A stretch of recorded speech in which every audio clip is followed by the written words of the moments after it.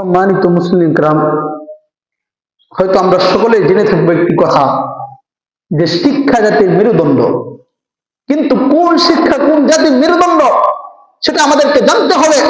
ইসলামী শিক্ষা মুসলিম জাতির মেরুদণ্ড।